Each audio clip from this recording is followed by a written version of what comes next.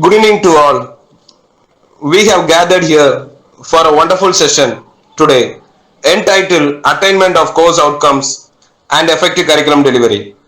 Each course has its own outcome. We professors must have a set of performance evaluation criteria for assessing our course outcomes to appraise whether it is attained or not. The course outcome can be attained only by an effective curriculum delivery process. We have sound knowledge in this area as teachers and we follow our own style. To enrich our understanding to the next level, we have an eminent and prominent resource person, Dr. V. Jude Nirmal, Assistant Professor, Department of Computer Science, St. Joseph College, Autonomous, Tirchi, for today's section. It's clear. Thank you, sir. Thank you. Dear learned colleagues, at the outset, I once again thank the principal, the IQAC coordinator for allowing me to interact once again with the faculty members of Annai Velangani College. In the last discussion, we have a fruitful interaction. I believe we may have a fruitful interaction regarding the student-centric methods in effective curriculum delivery. As a second part, we thought when we discussed with your IQAC coordinator, we can focus something on this attainment of the course outcomes. During its nomenclature change, the NAC or the UGC wants to refer the subject as course. Once we thought the program as course, for example, MSc Computer Science is a course, but the terminology has been changed. Now, the MSc Computer Science is a program where in that program, if I have a paper called Artificial Intelligence or Machine Learning, whatever paper we earlier refer, now we call it as course. So the terminology have been changed regarding this program and course. So in today's discussion, we want to explore something on how to evaluate the defined course outcomes. There is a relationship between course objective and course outcome. We will see a little bit later how this course objective and course outcomes are differ. But as my title states, it says the attainment of course outcomes. Again, we are here because of these two metrics. When we look into the NAC manual, in criterion 2, key indicator 2.6, the student performance and learning outcomes, there are two metrics. One is 2.61. It says whether your program outcome means the UG program or PG program or MPhil program. This is called program. In particular UG program, you may have a specific program. Like if your program is UG, you may have a specific program like BSc Chemistry or BA Economics or BCom, like that. That is called program specific. And each program specific will have their own courses. So on each area, either program, that is UG, PG or MPhil, under UG we have program specific, and under this program specific we have courses. Everywhere we need to define this outcomes. Since you are affiliated to university, you have to follow their own curriculum. Whether I am not sure whether your university in their syllabus define these outcomes. If your university is not defined an outcome, for example, they only defined an objective, course objective, you are very well set a course outcome. This is what NAC expects when you go for an accreditation. Again, I am saying, since you are following a university's syllabus or curriculum, your university is not focusing on OBE. That means outcome-based education. That's what we shortly call OBE. Suppose if they are not defined any outcomes in their curriculum, the institutes which are following the curriculum or can define the outcomes. So here what they expect in 2.61 is whether the institution following this program outcome, program specific outcome or course outcomes for all their programs, are they displaying it to in their website and they are known to their teachers and students. Whenever NAC comes to visit our campus nowadays, the NAC chairman or vice chairman will want to know whether the staff members or students know about this. What is program? What is course? What is the outcome? So this is what in 2.61 says whether we are displaying in website and it is communicating to teachers and students. Continuing with the same question, very crucial question in 2.62, if there is some outcomes is defined, how you are evaluating the outcome? Evaluating in the sense whether the institution following any specific mechanism in the evaluation. So this is what we are here to discuss or to get some ideas from my side. Okay, whether you are going to implement or not, that is out of my knowledge. But what I want to share here is whatever we are following in our own institution, I want to share some of the glimpses. Okay, you can take as a cue. Regarding this, as I said earlier in my discussion, this education scenario or the curriculum what we devise is having two primary stakeholders. One is the teacher and another one is the student. This I have discussed in the last class itself. So the coordination between the teacher and the student is very crucial in current scenario or current context to have better effective curriculum delivery.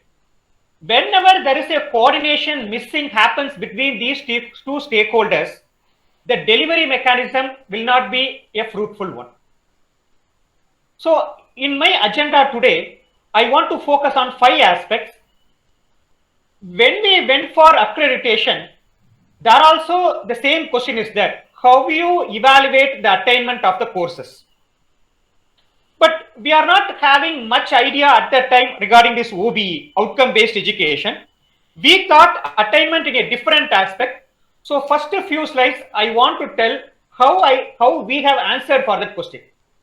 That is, what is SJS's understanding for the question? That is number 1 I want to tell. Number 2, I will not go on explore in a detailed manner regarding this OBE. I will give a short introduction to this OBE, the outcome-based education. Third, I will tell with some examples how to define the course outcomes. And if you want to define the course outcome, first you have to define the program outcomes. Without defining program outcomes, you cannot go and define the course design or course outcome. So how to define this course and program outcomes, that I will tell in my third part. In the fourth part, when you go for assessing whether your student has attained the outcome, we follow a taxonomy called Bloom's taxonomy, where there are some levels are defined. So we will test whether my student attained the level. That's we will discuss on Bloom's taxonomy. Again, Bloom's taxonomy is a huge area. I will not cover all the aspects because I have only 45 to 50 minutes. Again, I will give some glimpses on this Bloom's taxonomy. Finally, I will tell you a model. I will tell you a simple model with the Excel tool, how to measure this course out. So this is my agenda for today's talk or today's discussion. So I will go for the first part. What is SJS's understanding? When we try to answer this 2.6.2 question, 2.61 is not a big question that says whether it is stated in the website as well as in the thing. But when we try to answer for the 2.6.2 question, we thought the program outcome attainment is based on 2 things. One is the direct assessment what we are doing, and we do some indirect assessment. The combination of this direct and indirect assessment will reach us the program outcome. That means if a person or if a student joins an UG program, based on our direct assessment, based on our indirect assessment, if he passes some certain values or certain grades, if he get, then we understand that it is the attainment. So in that context, we thought that the grades the student got from the formative, that is a continuous internal assessment you are doing regularly, plus the summative assessment, what your university conducts the exam. Combination of these two things will satisfy our course objectives. This is our stand at earlier. And the cumulative grade point average the student is getting will try to fulfill our program specific outcome. That is, in each PO, that is undergraduate program, I have a BSc computer science or BSc chemistry. So the student will get a cumulative grade point average. If he fulfills the CGPA, that will be the attainment. This is what we thought. And the grades obtained in each course are indicative of the degree of achievement of the COs. So collectively, we take all the COs grades and we try to accumulate them and we set some threshold value. If the student reaches the threshold value, we thought that that is the attainment. So you can see at the right hand side, there is a table is given. In the table, we calculate something. For example, if the mark range is 90 and above, we give some grade points, 10. And we associate some grades like O, A plus, A and everything. And this is for one course. Okay. So accumulating all the course like this fashion, we get the final CGPA. Again, we go to some scaling mechanism based on our university and we try to give some grade or classification or final results. For example, O means outstanding, A plus means excellent. Likewise, we give some grades and we send the students out to face the industry. This all comes under direct assessment. When we talk about indirect assessment, we get some feedbacks from the students. Normally, we get a course outcome feedback collected from the faculty of our own institution, or we get a graduate exit feedback from the final year students who are currently inside the campus, but they are maybe in third UG or maybe in second PG or third PG if MCA is there. So from the final year students, we will take a graduate exit feedback, and from alumni who is working in some bigger companies, we take during this alumni interaction, and we also try to take an industrial feedback annually from the industries based on how they employ the students, what is their capability, what they think about our curriculum. This all thing we take from the industrial feedback. So based on this indirect feedback, we have some measurements, we have some quantitative measurements, and we try to add both this direct and indirect assessment to go for our attainment of the program. But when OBE comes, this total perception of our attainment totally changes. See what OBE says, OBE is nothing but is a short form of outcomes based education. Kindly note the words I underline. Okay, OBE is an education approach that focuses on the attributes or outcomes after completing an academic program.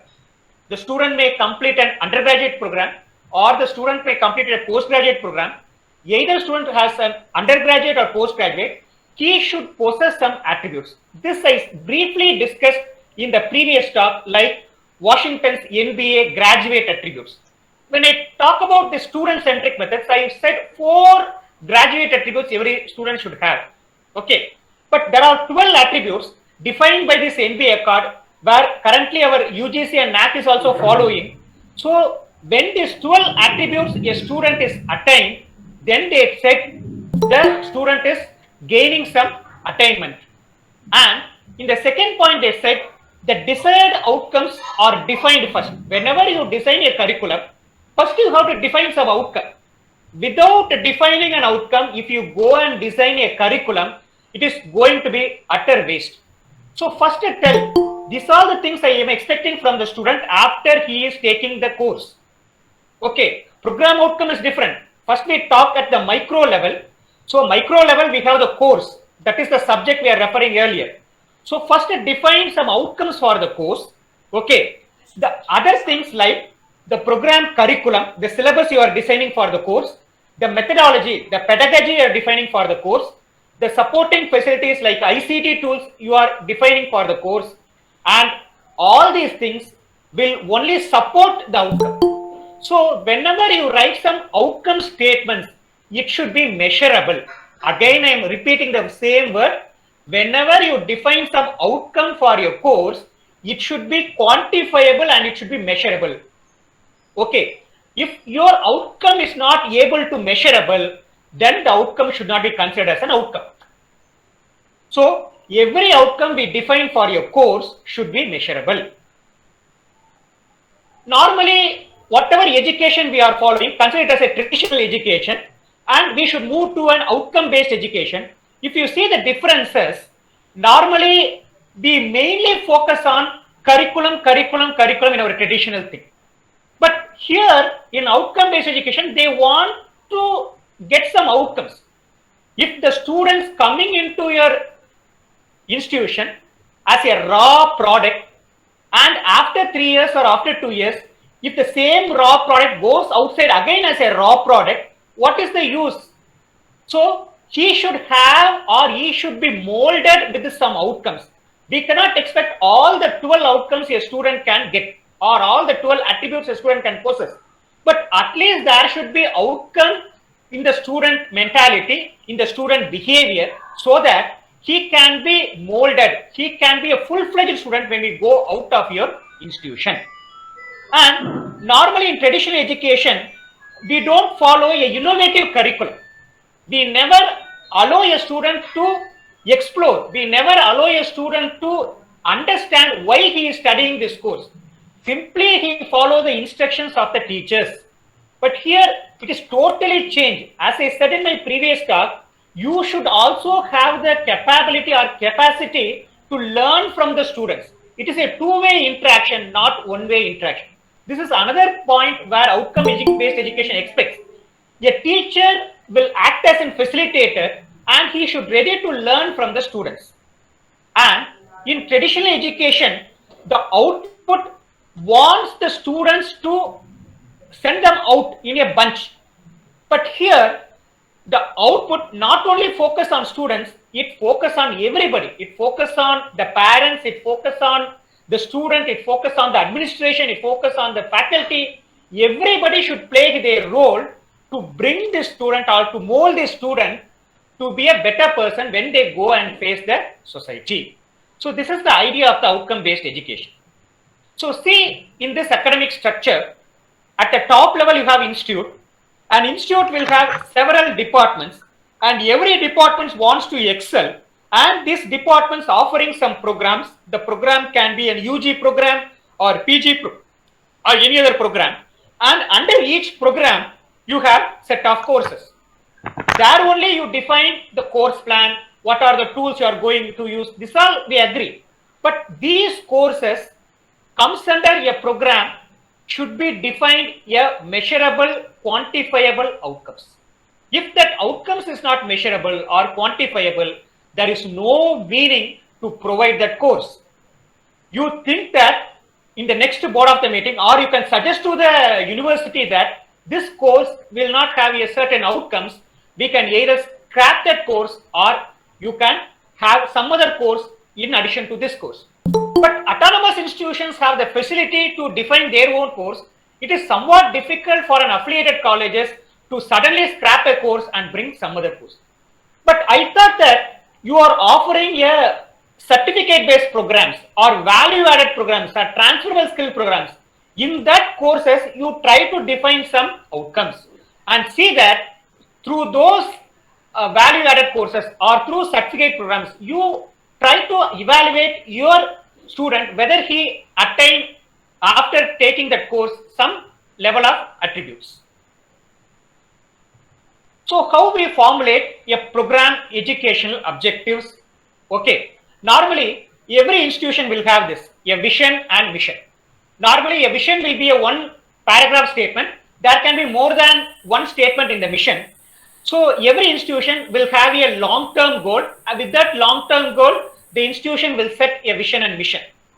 So after setting the vision and mission, there will be a curriculum development committee in every institution will be there. They will follow this, or they will set some PEOs. We call it as program educational objectives.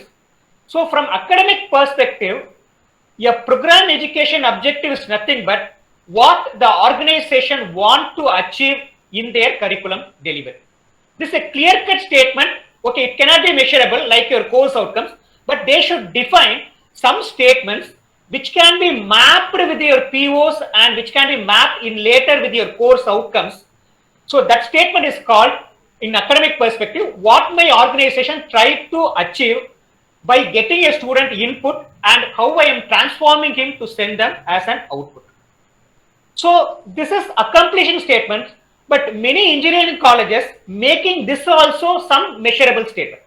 Making this also some measurable statement, and the like our course attainment, the POs also can be quantifiable and can be measurable, and they can also have attainment, PO attainment. So from this PO attainment, if an institution doesn't pass a threshold value, again the institution has to rethink their strategy in taking certain students.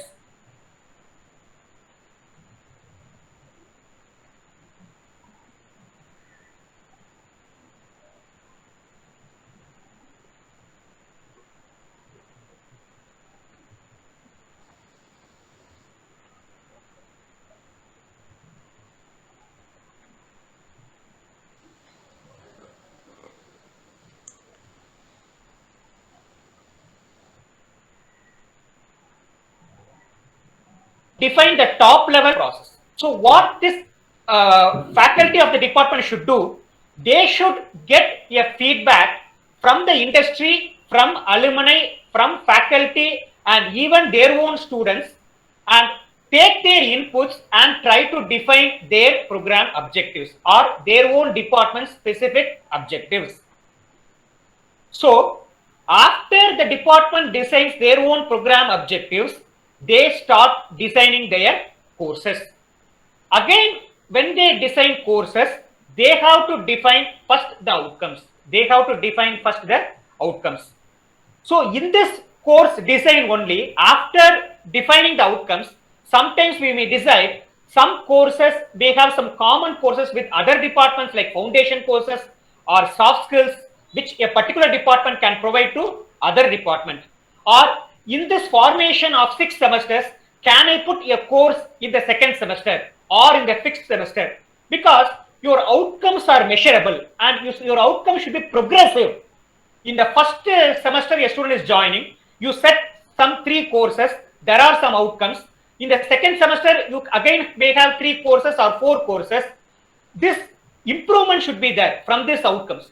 So at the time of framing the courses on the second semester, you feel that the second semester courses can be moved either to first semester or the third semester. This all depends on once you define the outcomes. And sometimes people may ask, sir, in a particular course, how many COs I should have? There is no clear-cut standard to define how many outcomes I have in a particular course. In our own college, normally we follow 5 COs. That means we have 5 units. For each unit, we try to define one outcome. Okay. But some institutions are following more than 5. Some institutions have 10 outcomes. For example, some PG programs, they have 6 outcomes. For UG, they may have 8 outcomes. That is depending on the institution's curriculum development committee or curriculum development cell. So once you have this structure, once you have the PEOs, that is the top level statement from your CDC, curriculum development committee, you have department level outcomes for your programs, and under these programs you have course outcomes. So you want to map whether my course outcome really aligned with my program outcome. If your course outcome is not aligning with the program outcome, then you need to revamp the course, or you need to scratch the course and you have to have other courses, or redefine your course outcomes to suit the program outcomes. So there should be a mapping between your course outcome and your program outcome. Here I am not talking about how this program outcome is defined with the program educational objectives. That is the top level. First we discussed how we will define a course outcome and how this course outcome will try to map with my program outcome. So once a course outcome is defined, okay, we can do some analytics. and we try to define if there is some gaps are there, after measuring our course outcome. If there are some gaps in the outcome of our measurement, we need to revamp or we need to modify our course to suit or to make the outcome attainable. For that, there are some data analytics tools nowadays are helpful. Even I heard that there is a third-party tools like InPods and some other tools are there. These tools are giving a brief analytics on how your really outcome is attained or not. Here I am not talking about a real analytics, how this outcome is attained or not. What at the end I will tell or I will take an Excel tool, I will tell how to attain this course outcome. Nowadays, any accreditation agencies want to see whether the organization follows this hierarchy. This hierarchy means whether the institution have a vision and mission, and whether the institution's objectives, whether program objectives or POs are aligning with the vision and mission, and the course outcomes defined for a particular course should be mapped with their program outcomes, and whether you are having any attainment study. This continuous mapping is happened in every institution. This is what every accreditation agencies now want to study. So that is what the question 2.6.2 is there. What your institution strategy to go for this attainment of the course outcome. And this OBE model wants to create a competency framework. What is competency framework? Today, when our students, after taking our course, want to enter into the job market, they go for the campus interviews. Recently, a company called Strebo, they come to our campus and they conduct a assessment test. Okay. Around 50 students were shortlisted for the interview. They have a written test. From the written test, around only 6 students matches their curriculum caliber. From the 6 students, they said that we are ready to take 2 students. But in the HR round, after completing the HR round, they said we are not interested to take any students. What it says, the Strebo's company's competency profile or their job roles, what they expected to come and assess our students, is not matched with their profile. So whatever courses they are offering should align with the profile, job profile of the industry. So OBE's part is not only attaining the outcome from the faculty point of view, the outcome should map with the job profile of the industry also. For that, the OBE provides another thing called some rubrics that we are not discussed now. But when you follow some rubrics pattern and we try to match this profile with our course outcomes, then only the expectations of the industry will be beat. Unless then, the expectations of the industry will not met by the smaller institutions and we cannot expect much of the placement in the recent times. I posed some 3 questions as a poll, but I don't have a poll software at present. So just you take and note down. I have one poll. You don't want to answer now. You keep it in your mind. I'm asking, I have defined an academic structure. Okay, show an academic structure. In that academic structure, I want to know whether the department comes below the program, okay, or above the program. If this statement is true or false, this is what I want to know. So have your answer in your mind or in your note. So with this introduction of the OBE, so your thing should have an outcome. How we can define this outcome, either the program or the course outcome. So whenever your department should define an outcome, whenever a department defines an outcome for the program, it should focus on 3 things. It should concentrate on 3 things. One is the knowledge. It should test the knowledge of the student. That is the theoretical understanding of the courses. Second one, in today's context, to match the job profile of the industry, and very sound knowledge in theoretical concept will never fetch a job. Whatever skills we are imparting to the students that is going to fetch the job role, or that is going to fetch the employability of the students. So the skills, the transfer of knowledge through our training mechanism, that is the second thing this program outcome should focus. And after this knowledge and skill, this any student, even a brighter student or a poor student doing some training can get. But the third thing, we call it as attitude. This is what lagging in our student when they go out and meet the society. That is called attitude. The choice of action or response they are doing, or they are facing a challenge in a critical situation, how they are facing the challenge. That is what we call as attitude. So a program outcomes should be defined or should be a statement to test this KSA. K means knowledge, S means skills, and A means attitude.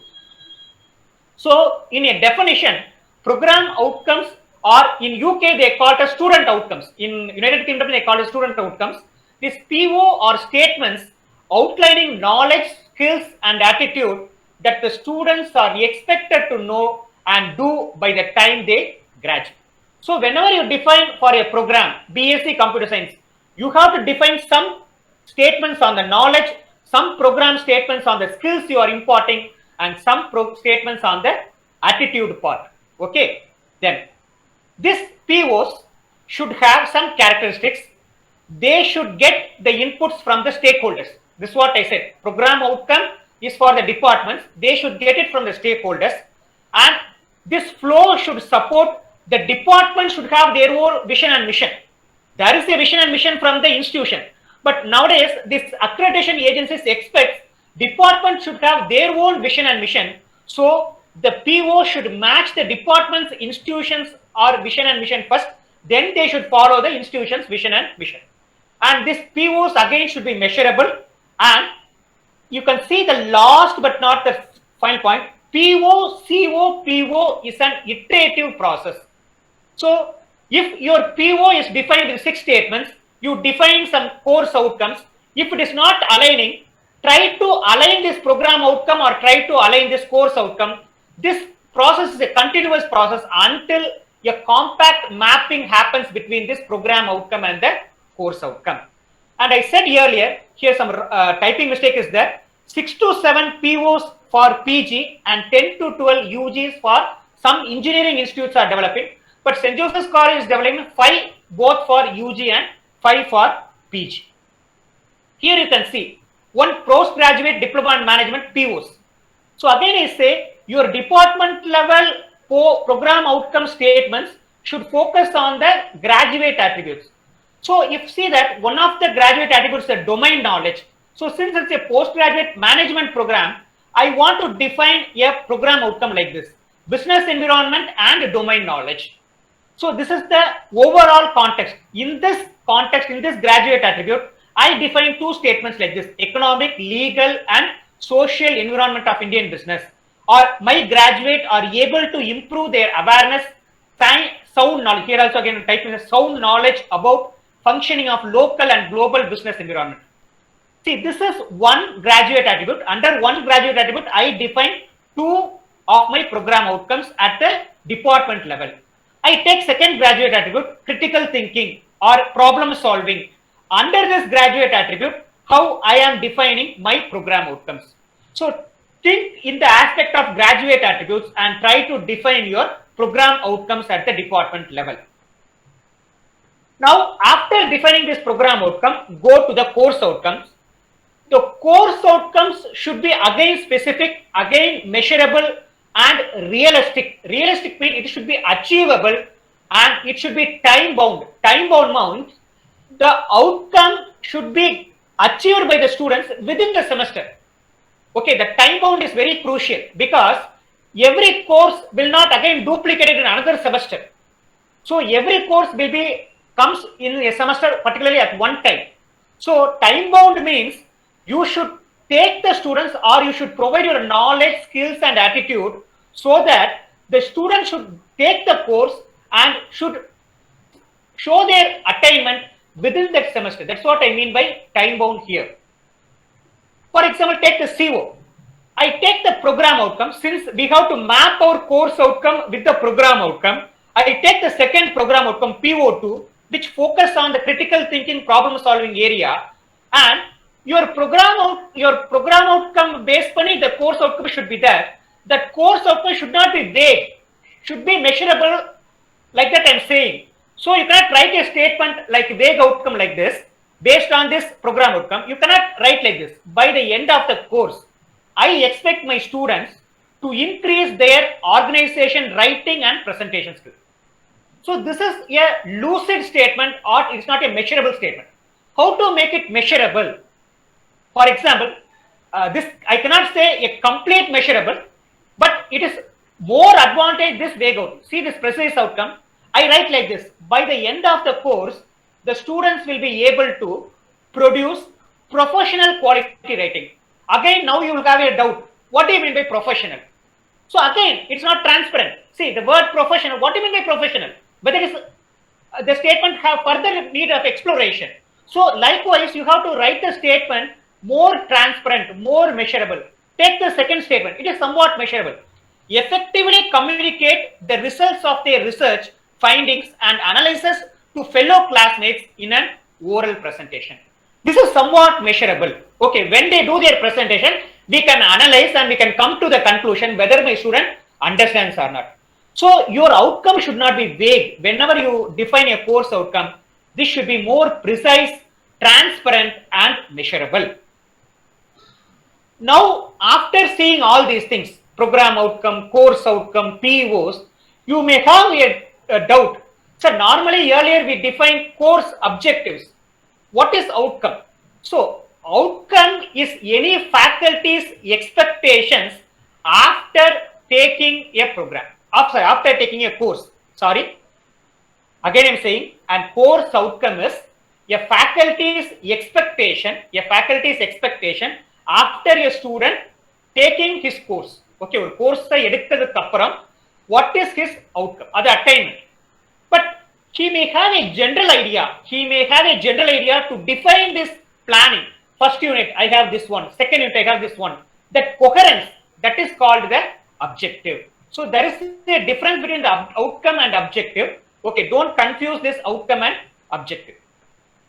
So when you try to go and map this, we have defined course outcomes, some statements, we have defined program outcomes. When you define all these things, you can manually do this mapping. But we use some softwares to do this map. Our software, what it will do, whenever you try to go for a mapping, for example, particular course teacher is there, he want to do some mapping. What our college software will do, first it will try to select the batch. Batch means the program. Let it be a information technology program. Once you select this batch, the next step, it will filter the courses for that batch and it will fill this box. In the second step. So the course teacher, after selecting this program, and will go to this course and try to choose this course. After selecting this course, the system itself, the program outcomes are already defined, course outcomes are already defined. It will automatically come. In the third step, it will define all my program outcomes in your grid, and it will also in the column, it will define the course outcome. Okay, third step is the program outcomes. Okay, the numbers may be vary to the institute, and the course outcomes is based on the course. Once this 4 things happens, the course teachers has to go to every intersection. Intersection means the course outcome to the program outcome. This is the cell. I take my laser pointer. This is the cell I am talking. For example, PO1. How I am mapping with this PO1 and what thing I have to give. Some institutes will give some number. Some institutes will give a categorical. For example, some institutes will say, if I give none means there is no mapping between this course outcome and the program outcome. Then we talk about none. If there is certain percentage of mapping, there is certain percentage. What is meant by certain percentage? Again, the course teacher, again the department should define this. Is there a 10% or there is a 15% mapping? Then I say moderate. Or if there is again 50% mapping, then we call it substantial. Likewise, I will try to take my one outcome and try to map with all the program outcomes. Likewise, I go in a loop and take the second course outcome, try to map with my program outcomes and fill this grid For example, since I'm a computer science, I say that the student, one of my course outcome is the student will be able to understand the basic concept, syntax and semantics of C language.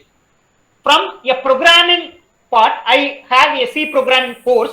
I will define my outcome like this. The student will be able to understand some basic concepts. So my program outcome can be like this: the ability to apply the knowledge of mathematics, science and engineering. So this is my program outcome defined at the department level, one of the program outcome.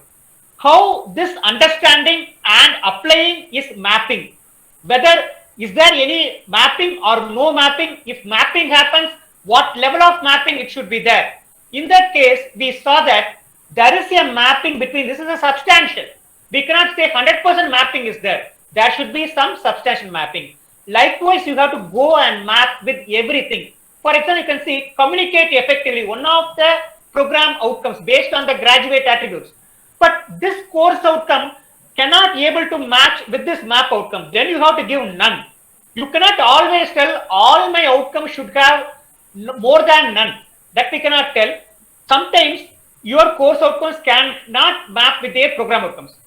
Sir, it is a wrong one. No. If you ask, then try to alter your program outcomes. Try to alter your program outcomes or try to alter your course outcomes so that you have a good mapping with the program outcome and course outcome.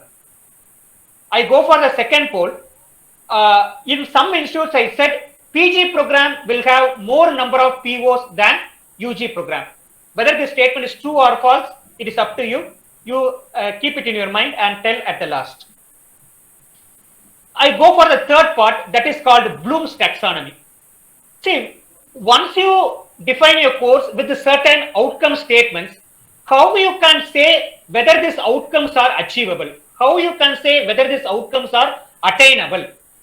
So, what Bloom's doing is, a Bloom's taxonomy or Bloom tool is a very good tool for teachers to do this assessment.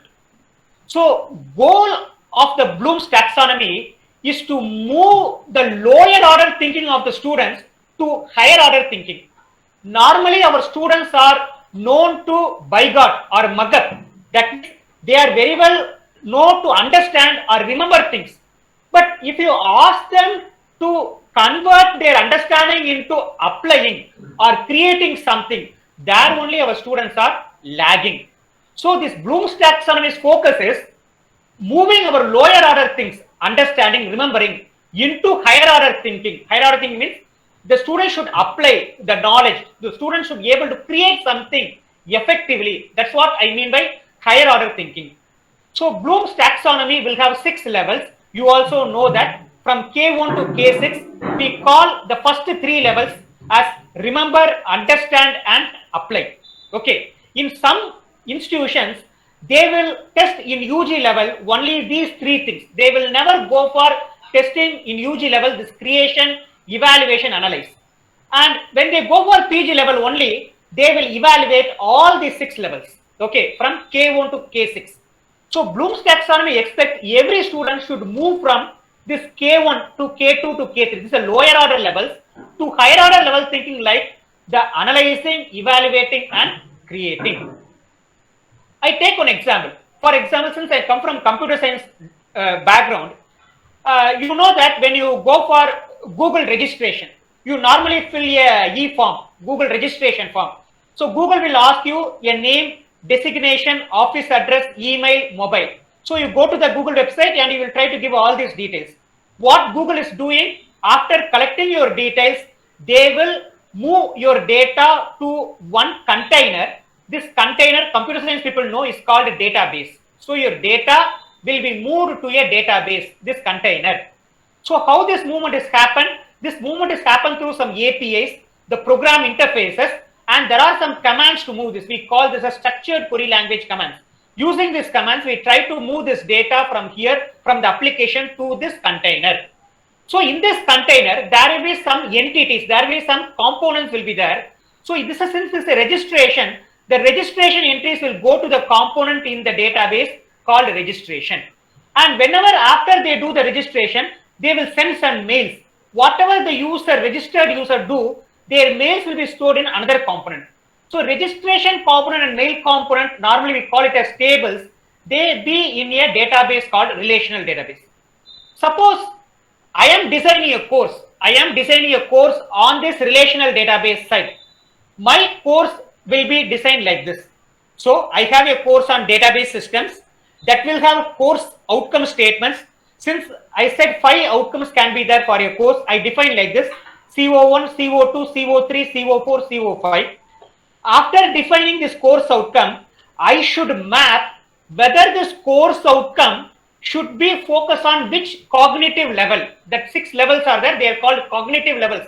Cognitive aspect of the student we are checking.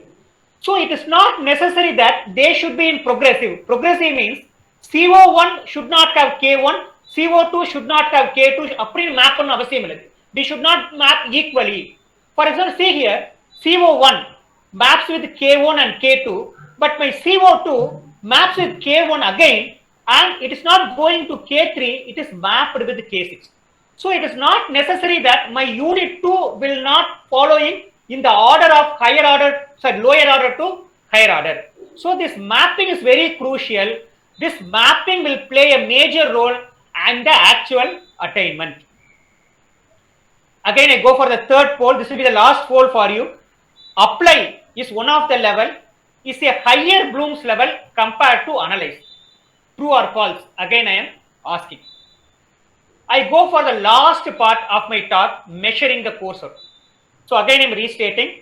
You defined a department level program outcomes. After defining program outcomes, you have to define some course outcomes.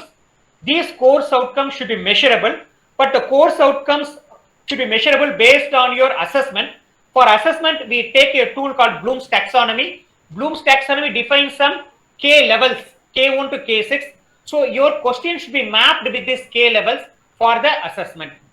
But I will not go to the type of rubrics like mapping the outcome with this Bloom's taxonomy and to the final level of attainment.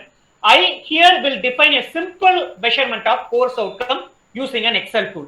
Since St. Joseph's College itself is exploring now in the current context or in the current revision how to go and check our attainment. So this is an attainment study. What I am going to show is a basic attainment, but I may tell a detailed attainment when we try to explore in a complete way.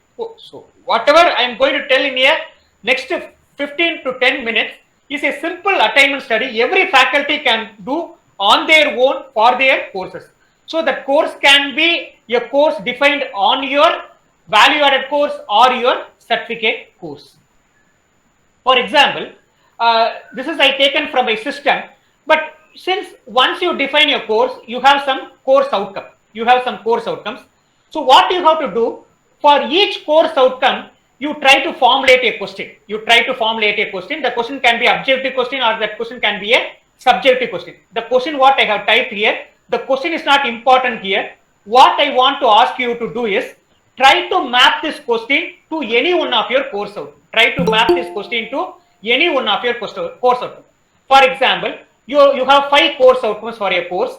For every outcome, you can have equally 2 questions, or some course outcomes can have 3 questions. Some course outcomes can have one question. Likewise, you can define some questions to map with your course outcome. After mapping your questions to assess with the course outcome, you have to define 2 threshold values. The course faculty has to define 2 threshold values. That's what I mean by measurement threshold value. One is the threshold percentage mark. For example, I have a database course. That course has 5 course outcomes: CO1, CO2, CO3, CO4, CO5. I take CO1, only one course outcome. For that course outcome, I am defining, after doing some assessment test, my student should get 70%. For CO1 alone, this is one of the outcome. CO1 alone, I set 70% is my threshold value to give a pass. This is one threshold value. That is the percentage of mark for one outcome. The second parameter you have to set is After setting the threshold, how much percentage of students should score above the threshold, and the 70%, how many students are crossing. That's what I given in the statement. If more than X percentage, X means the percentage of students, are above Y percentage of marks, that means 70% of marks in a particular CO, then we can say after the faculty deliver a curriculum, then the faculty has attained that CO. So if 50% of students cross 70% of mark in one CO, then the faculty can raise his collar to know that my students have attained the outcome. So you can have an Excel sheet and you can have a mapping like this. See here, I have put CO1 to CO5, whatever course outcomes, and above that I put my question mapping Q1 that belongs to CO1, Q2 that's not belonging to CO1, it is belonging to CO2, Q3 belongs to CO2. Then for each question I define some marks. First question 10 marks, second question 5 marks, third question 5 marks. On each assessment, I am assessing student 1. For this question 1, he gets 8 marks. Student 2 gets 7 marks, 6 marks. Like that, I put a mapping in my Excel.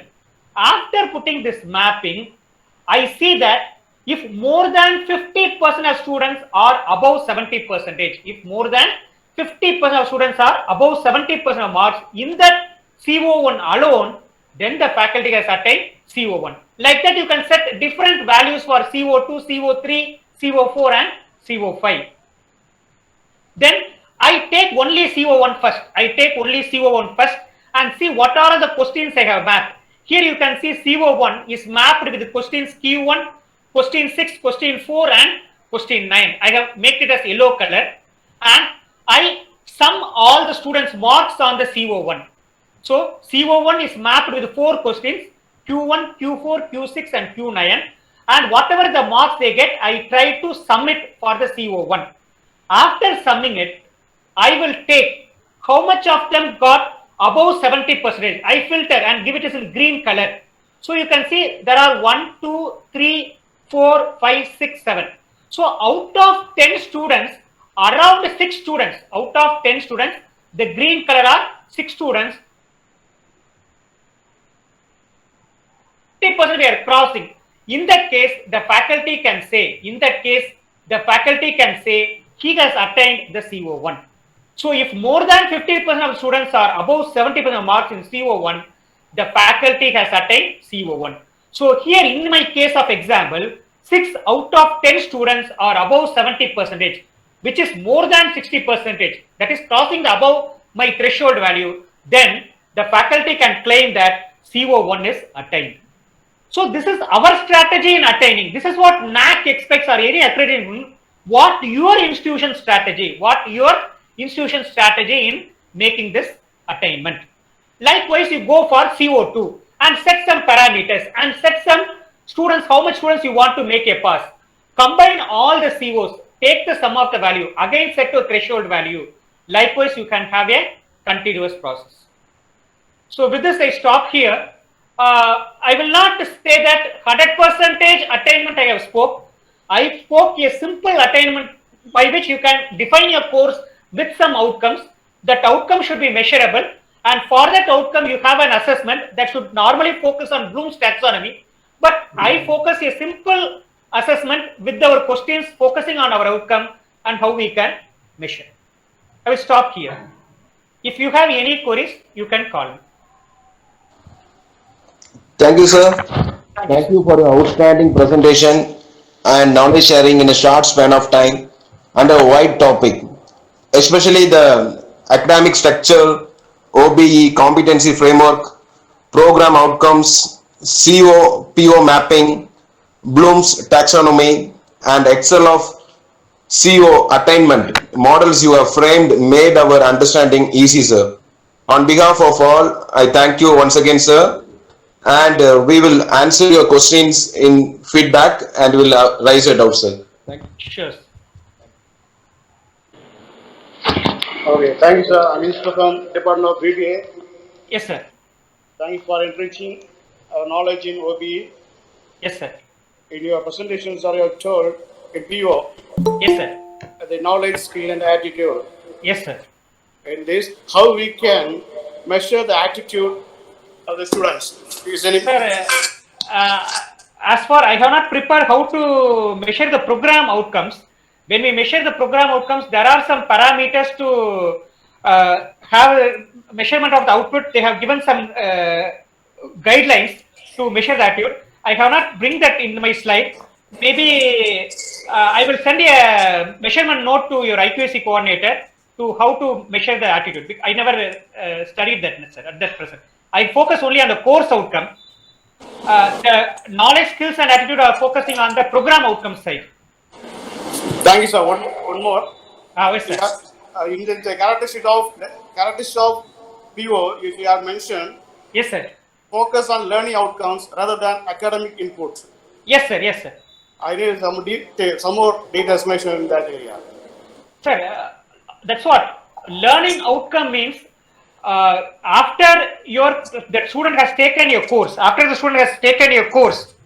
the end of the course, you have some assessment, you have some test, or you give some assignments, or you give some use cases. From that use cases, how he delivers, okay, that delivery mechanism is very, very crucial. That's what we are talking about outcome. Normally, so far, whatever outcomes is what our student is doing, they are simply bygoting the material given by the faculty. That's what we talk about academic input.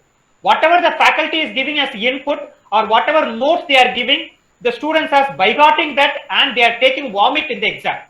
But what this outcome is said, this should not be measured like the way what we are currently doing. That means bygoting the notes given by the faculty and vomiting in the exam. So we should have different assessment mechanism, and the mechanism should be in a continuous way to test the student. So it should not only test the student at the summative exam alone. It should test the student in a formative way and give the assessment in a better way. Good evening. Am I audible? Yes, madam. Yes, madam. Premila, madam. Yeah. Sir, actually, in autonomous college and all, in the curriculum itself, they have mentioned their course outcome, program outcome, Yes, madam. and mapping, etc. Yes, madam. But since we are affiliated to the university, in the university curriculum, they have not yet mentioned such things. Yes, madam. Course outcome, program outcome, mapping, etc. Yes. From this academic year onwards, they have given, for a few programs, they have given the course outcome. Okay, madam. But as our college is preparing for NAAC accreditation process, Yes, madam. and I have a question, Okay. that how far, whether our faculty member, each of the course teacher has to prepare this, or the curriculum development team, as you mentioned, it may be possible in the autonomous college, right, sir? Yes, madam. But Whether, yes, yeah, my question is whether the individual staff members, they have to prepare a course outcome and the department has to prepare a program outcome. Am I right, sir? Yes, madam. Yes, madam. So the department has to do the mapping. Is it Yes, so, madam. sir? Student has to do the department has to do the mapping. Yes, madam. Correct. And this has to be updated in the website of the college. Solid. Yes. What I am saying is, Yes. you are 100% correct, madam. What I am saying is, since only some of the programs have defined outcome by the university, Yes. and all your programs in your college offering some certificate courses. Am I correct, madam? Yes, in our college we have Yes. career-oriented courses. It is a certificate courses, as well as the department is offering a value-added courses, Yes. which is the certificates are given by the department itself. Yes.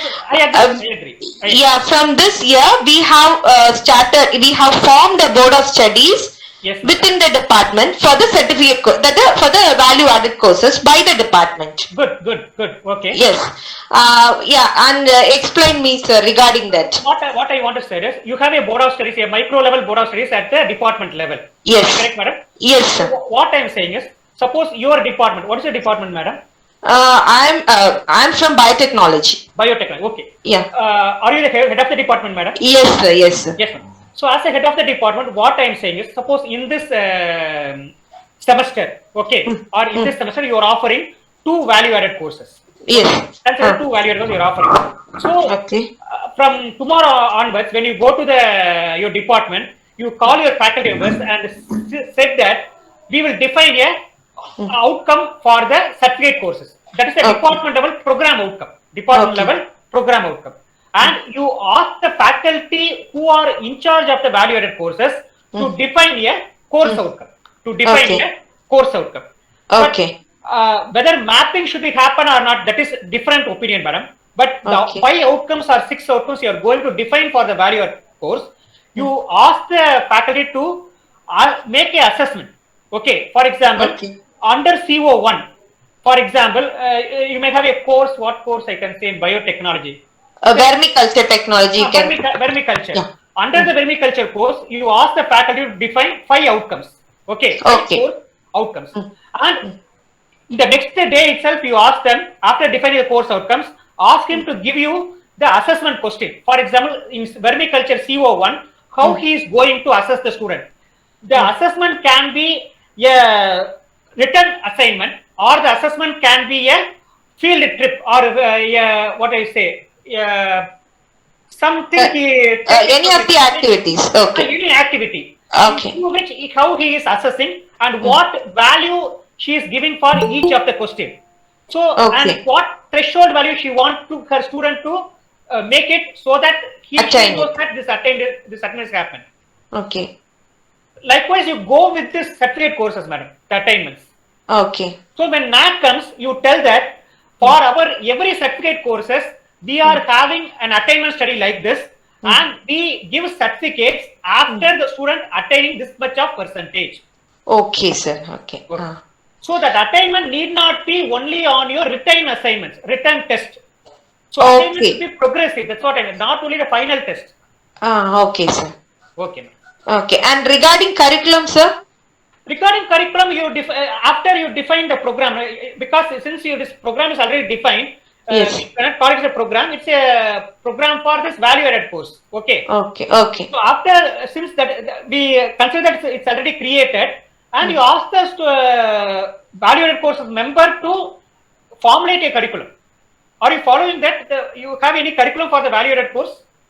Yeah, we have a curriculum. We designed it. You designed The department, the board of study of the departments, we designed it, and we are taking our faculty members, as well as for few courses we have outsourcing too. outsourcing. What Yeah. I'm saying is, for that course, vermiculture, you ask the faculty to define 5 outcomes. Okay. And for each outcome, he should tell, these are the assessment strategies I will follow. For example, outcome 1, 1, 2, 3, what she will do, outcome 2. And for each thing, she has to define some marks, 10 marks, Okay. 12 marks. That split up should be there. Yes, sir. Yes, sir. She has to set and she has to evaluate. Okay, sir. So you can tell to NAC people, at least in this value-added course, we are following this attainment study. Okay, sir. Okay. Okay. Thank you, sir. Your presentation is very excellent. Thank you. Madam. Thank you. Okay. Thank you. Thank you. Thank you, sir. Thank you, sir, once again for your lovable answers for our questions. Thank you, sir.